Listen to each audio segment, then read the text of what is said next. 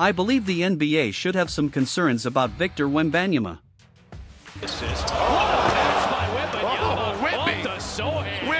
It's clear that the NBA should be concerned about a 7 feet 3 inches phenom who, in the second half of the season, averaged nearly more blocks per game than the second and third leading shot blockers combined. This is the same 7 feet 3 inches talent who shot a higher percentage on pull-up three-pointers than Steph Curry, Trae Young, and Damian Lillard. But when I say they should be worried, I'm echoing what Victor Wembanyama himself warned us. I'm learning, and I'm worried for my opponents in a couple of years.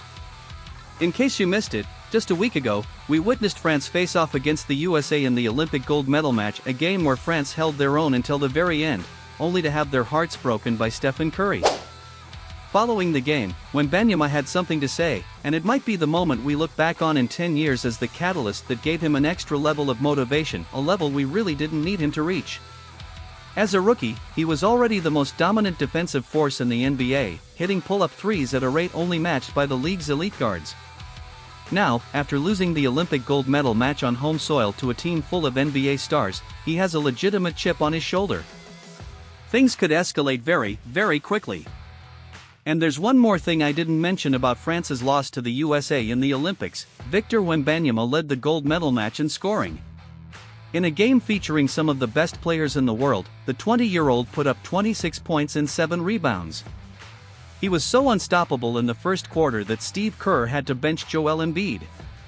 While many point out Wembanyama's struggles defending bigger players like Embiid, it works both ways. Embiid looked helpless trying to guard him on the perimeter. This brings us to the real question: just how much of a matchup nightmare can Victor Wembanyama become for opposing bigs? I'm not just talking about his smooth pull-up jumpers. It's his ability to put the ball on the floor, using his unique combination of ball handling, length, and mobility to glide to the rim, that could make him unguardable for any center in the league. That's the next step for him, and we've already seen flashes of it this season. Just look at his matchup against Nicholas Claxton. Isolated on the perimeter, Wembanyama crossed one way, then the other, and despite Claxton's solid defense, Wembanyama's strides and length allowed him to turn a difficult possession into an easy layup. There's only one other player in the league who can do that: Giannis Antetokounmpo. So, you can only imagine what he does to less agile centers. Most people will focus on the ferocious dunk Wembanyama threw down in that play, but what really caught my eye was his lightning-fast first step. Using Trey Jones as a decoy, he threw off Richards, burst down the lane, and finished strong. Or take that play against Kessler. The ball gets poked out initially, but that only gave him more room to attack a backpedaling Kessler. Watch how he uses an in-and-out dribble before slamming it down. It's like he's playing on a Nerf hoop. What I want to see Wemby focus on is continuing to improve his handle and ability to take centers off the dribble, just like in these plays. It's one thing to have handles as a 7-footer, but Wembanyama's potential as a driver is sky-high. Opponents have to respect his jump shot, giving him more opportunities to blow by them. Not only does he have a handle, but he's got legitimate speed and freakishly good mobility for someone his size, allowing him to attack angles with a speed that's almost unheard of for big men. Over the next year or two, I want to see him nail the basics. Sure, the freakish highlights, dunks, blocks, crossovers, pull-up threes are exciting, and I get why everyone loves them. But when you think about the best players in the world, guys like Giannis, Luka, and Jokic, what makes them great is their consistency in addition to their highlight reel plays. This is the next step for Victor Wembanyama. What will be his go-to offensive move when his team needs a bucket in a close playoff game? Based on what we've seen from his rookie year, Wembanyama has a chance to emulate a very special big man from 50 years ago, Kareem Abdul-Jabbar, and his skyhook. While Wemby hasn't really shown off a skyhook, he's demonstrated his own unique version. Watch here as he sets a screen for Vassell, gets the ball in the pocket, and then uses a one-dribble spin to finish off the glass. How do you stop that? All it took was one dribble and a spin move to turn it into what's almost like a layup. He went to this move a few times during the season, like here against Klay Thompson, where he used slick footwork to bait Klay one way before spinning back inside for a soft finish. It's almost like a combination of a finger roll and a hook shot.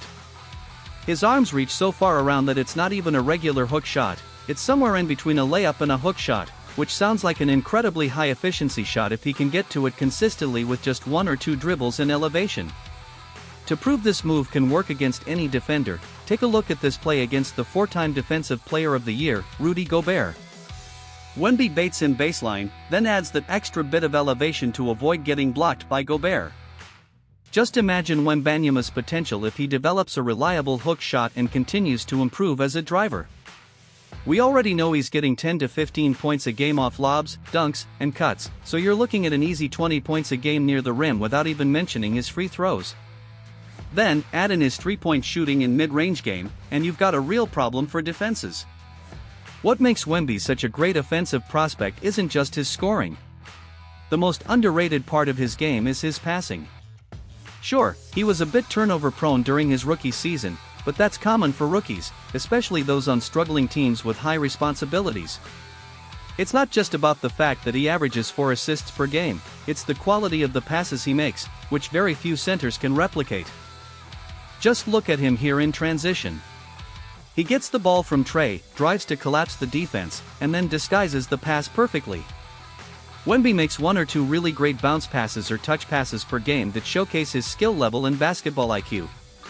It's not just about making a nice pass out of a double team, it's about having the instincts to make those split-second decisions, like the best passing bigs, Jokic or Sabonis.